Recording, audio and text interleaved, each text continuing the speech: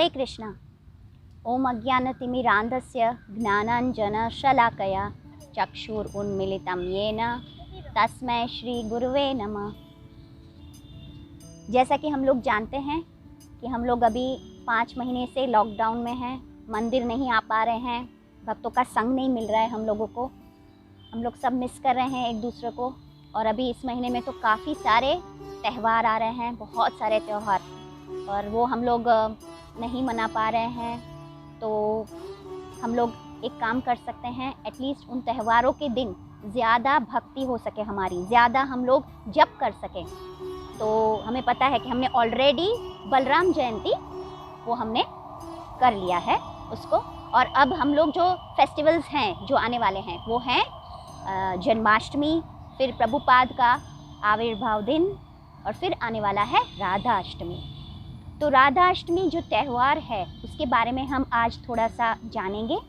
राधा अष्टमी जो है वो जिसे कहेंगे प्रार्थना का उत्सव है। उस दिन जितना हो सके, हम लोग शायद मंदिर ना भी जा पाएँ, लेकिन जितना हो सके उतना हम प्रार्थना कर सकते हैं उस दिन।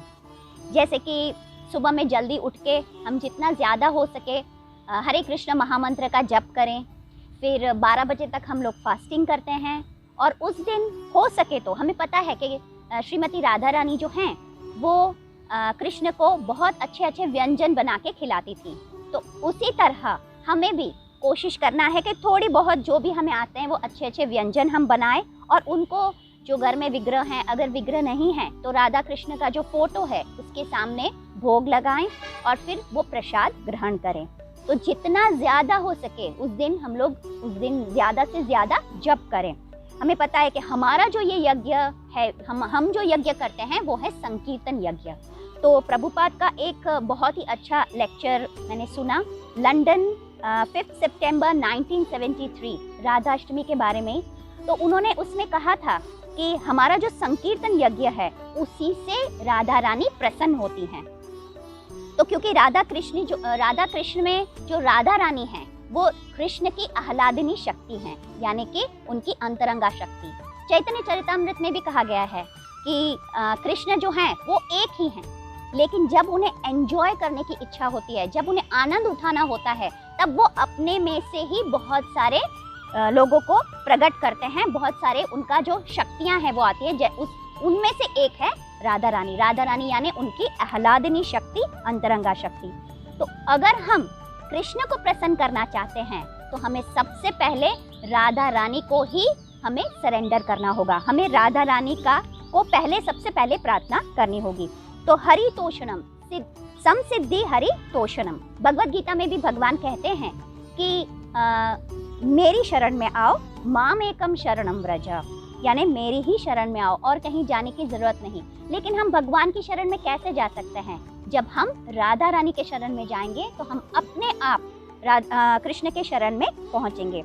फॉर एग्जाम्पल, अगर हमें कृष्ण को फूल अर्पण करना है तो कृष्ण को फूल अर्पण ना करके अगर हम राधा रानी को फूल अर्पण करेंगे और कहेंगे कि राधा रानी प्लीज आप ये फूल मेरी तरफ से कृष्ण को अर्पण कीजिए, तो राधा रानी बहुत खुश होंगी। वो इतनी खुश होंगी कि वो कृष्ण को कहेंगी कि देखो आपका एक भक्त आया है जो आपको कुछ ऑफर करना चाहता है, आपकी सेवा करना चाहता है। तो इस तरह से जो राधा रानी है वो हमारी सिफारिश करेंगी कृष्ण को।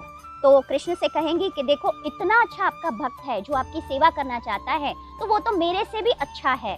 तो ऐसा कहेंगी श्रीमती राधा रानी। ऐसी हैं श्रीमती राधा रानी, वो इतनी दयालु हैं कि सिर्फ उनकी प्रार्थना करने से, उनका नाम लेने से, हमें पता है कि वृंदावन जब हम जाते हैं तो वृंदावन में सब लोग राधे राधे कहते हैं, और राधे राधे जब कहते हैं राधे राधे तो सब लोग जानते हैं, क्योंकि राधे राधे कहेंगे तो होगा ये कि कृष्ण अपने आप प्रसन्न हो जाएंगे। वो लोग जानते हैं कि एक बार हम लोग राधा जी को प्रसन्न कर लेंगे तो इसका मतलब ये हुआ कि हमने कृष्ण को प्रसन्न कर लिया। हम लोग जानते हैं कि हम लोग तो भक्त भी नहीं हैं, अगर हम अधम गिरे हुए भी होंगे, लेकिन अगर फिर भी हम लोग राधा रानी को अप्रोच करेंगे तो फिर डेफिनेटली हमें कृष्ण के पास जाने में हमें सफलता मिलेगी।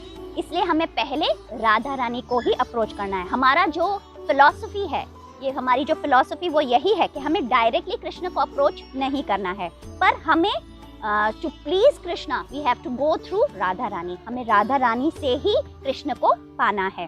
तो जो राधा अष्टमी का पावन पर्व आ रहा है, उत्सव जो आ रहा है, उसको हम घर पे ही रह के मनाएं और उस पे हम लोग सब मिल के प्रार्थना करें कि हे श्रीमती राधा रानी, आप मुझ पे कृपा करें और मेरे बारे में कृष्ण को बताएं।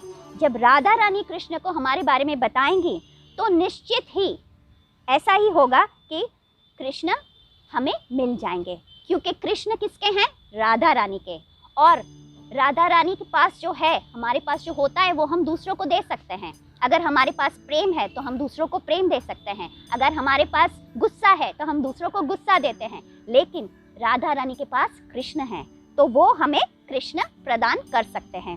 तो हम राधा अष्टमी के इस पर्व पे ये प्रार्थना करेंगे कि हे राधा रानी, आप हमें अपनी शरण में लीजिए और जितना ज़्यादा हो सके हम पर कृपा करें कि हम लोग अच्छे से जप कर सकें और जब ये शरीर छोड़कर जाएं तो भगवान के धाम जाने के लिए, प्रवेश करने के लिए हम समर्थ बने। हरे कृष्णा कृष्ण कृष्ण हरे हरे, हरे राम राम राम हरे हरे।